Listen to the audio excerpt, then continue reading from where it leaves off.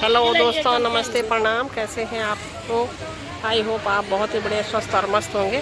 तो मैं भी ठीक हूँ और आज मैं भी आ रखी हूँ LUCC धरना प्रदर्शन रैली में। और यहाँ पे धरना प्रदर्शन रैली हो रहा है श्रीनगर पीपल चौरी में।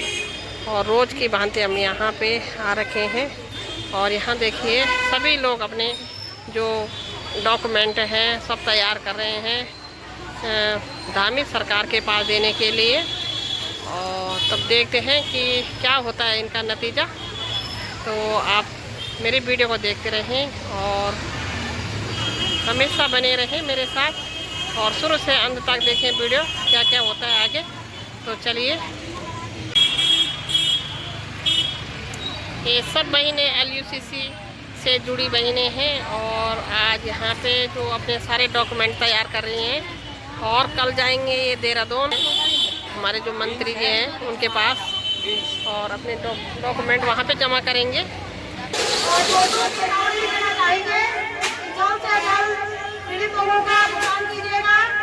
अन्यथा आपको 6 तारीख से देहरादून की सड़कों पे मातृशक्ति का रौद्र रूप देखने को मिलेगा और आप झेल भी नहीं पाएंगे। इतिहास गवा रहा है जब एक तीरों ने तलवार खींची तो तीरों के सामने समाज ने टिक पाया। जब एक झांसी ने तलवार खींची तो झांसी के सामने अंग्रेज ने टिक पाए। जब फूलन देवी ने बंदूक उठाई तो बलात्कारी फूलन देवी के सामने नहीं टिक पाए। जब सावित्रीबाई फुले ने कलम उठाई तो तमाम भूत हंसिका के लोग सावित्रीबाई के सामने नहीं टिक पाए।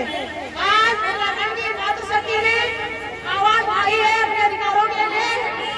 यदि हमारे अधिकारों का हनन किया जाएगा तो हम सतयुग से लेकर के कलयुग तक का बदला लेंगे। हम अपने हत्या का हिसाब मांगेंगे। अभी हम सिर्फ और सिर्फ अपने खून बचने के भुगतान मांग रहे हैं। यदि सरकार कभी जागी नहीं तो हम लोग जो हमने त्याग आपके लिए किया है, अपने रक्त से आपको सीखा है, जो खून से आपको बड़ा बनाया है, जो वोट से आपको पदों में बिठाया है, जो टैक्स भर करके आप लोगों का घरबार चला रहे हैं, प्रत्येक चीज का हिसाब दिया जाएगा और आपको जवाब देना पड़ेगा। या तो जवाब दोगे या फिर खाली करोगे। पहले तो हमारे मानना है कि आप लोकतांत्रिक में जनता के सेवक हो, आप हमारी क्यों नहीं सुनोगे? आपकी इतनी हिम्मत नहीं होनी चाहिए कि आप जनता की नहीं सुनोगे। यदि जनता की जनप्रतिनिधि नहीं सुनेंगे तो और कौन सुनेगा? कायदे से यह होना चाहिए था कि जो कुछ भी प्रोग्राम जनता के सामने है जनप्रतिनिधियों को स्वयं आकर के जनता को पूछना चाहिए था कि मेरी माँ बहन कैसी हो, हमारे नागरिकों आपको क्या परेशानी है, आप क्यों बैठे हुए हो, आप क्यों चिल्ला रहे हो, आप क्यों रो रहे हो, आप सड़कों पे क्यों भटक रहे हो। लेकिन पिछले 68 दिन से हम अपनी वीर चंद्र सिंह गढ़वाली के स्मारक से चला रहे हैं। उस महानुभूति के स्मारक से, उस महापुरुष के स्मारक से चला रहे हैं जिन्होंने अंग्रेजों को लोहे के चने चलाने पर मजबूर कर दिया था, जिन्होंने अंग्रेजों को खुंडे देने में मजबूर कर दिया था। उन महानुभूति के समक्ष हम पिछले 68 दिन से बैठे हुए हैं और हमारे द्वारा यहाँ पे सरस्वती जी भी LUCC धरना प्रदर्शन से अपने बातें रख रही हैं। दिखाएंगे, धन दौलत के रसूल दिखाएंगे और हम बर्दाश्त कर लेंगे, ऐसा कदापि नहीं होगा। बहुत हुआ माँ बहन बेटी के अत्याचार, हम अब एक भी अत्याचार सहने के लिए तैयार नहीं है। बहनों क्या आप लोग अत्याचार सहने के लिए तैयार हो? बिल्कुल भी हम अत्याचार नहीं सहेंगे। हम अपने वोट का हिसाब मांगेंगे, जो हमने वोट दिया उसका हम हिसाब मांगेंगे, जो हमने टैक्स भरा उसका हिसाब मांगेंगे, जो हमारे साथ अन्याय हुआ है हम उसका जवाब मांगेंगे। ये गलतफहमी में है कि महिलाएं बोला सिर्फ झंडा उठाने के लिए होती है और महिलाओं को सिर्फ इस्तेमाल किया जाता है। हम अब पूरे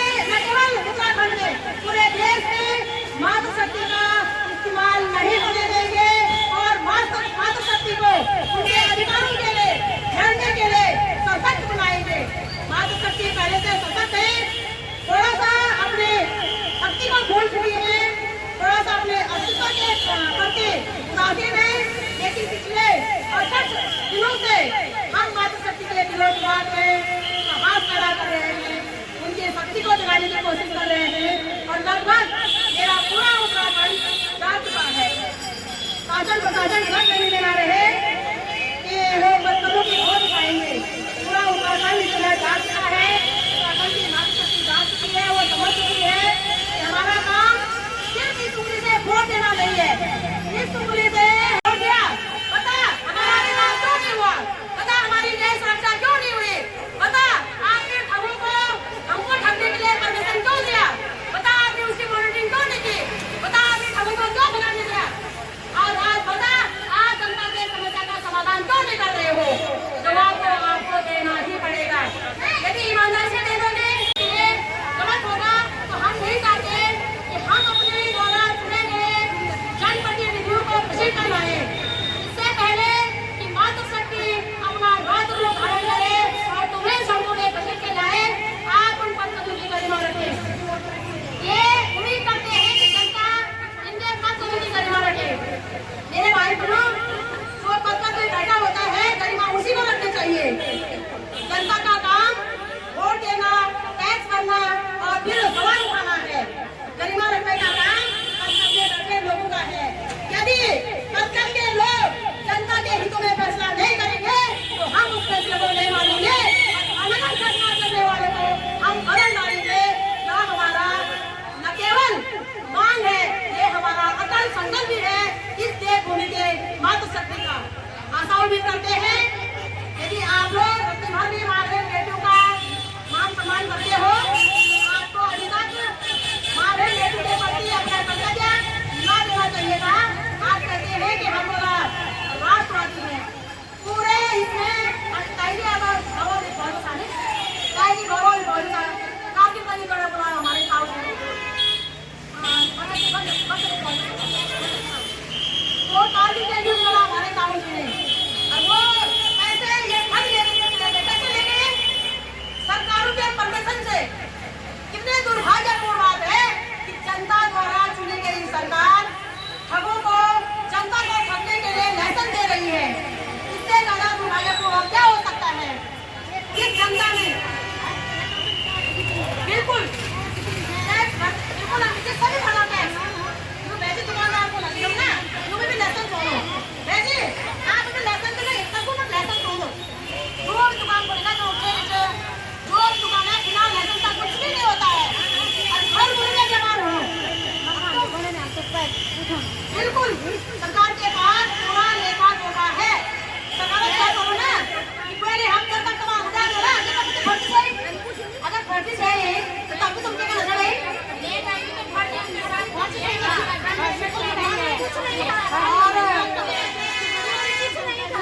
वही तो मैं कह रही हूँ।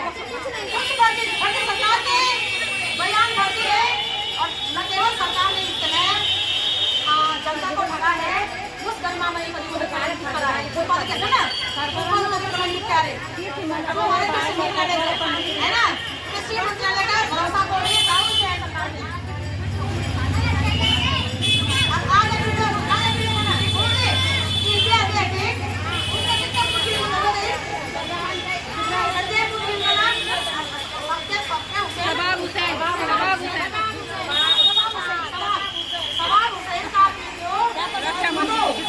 हमारे रक्षा मंत्री राजनाथ सिंह के साथ है। क्या राजनाथ सिंह भी फर्जी है? अभी सागर सभी फर्जी है, सब फर्जी है। यदि फर्जी से ना तो हमारा काम है से फर्जी लोगों को बाहर निकालना। यदि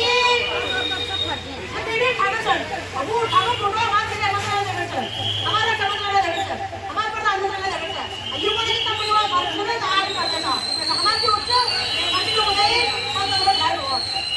हम अपने देश को छोटे लोगों के हाथों नहीं रोक सकते भाई, है ना। इससे ज्यादा दुर्भाग्यपूर्ण क्या हो सकता है। इस जनता ने बिल्कुल हम इसे सभी भरा टैक्स जो वैसे दुकानदार को लगे ना जो भी लाइसेंस छोड़ो वैसे आप भी लाइसेंस के लिए सबको मत लाइसेंस छोड़ो। जो भी दुकान खोलेगा जो भी दुकान है बिना लाइसेंस का कुछ भी नहीं होता है। और हर मुर्गे जवान हो बिल्कुल सरकार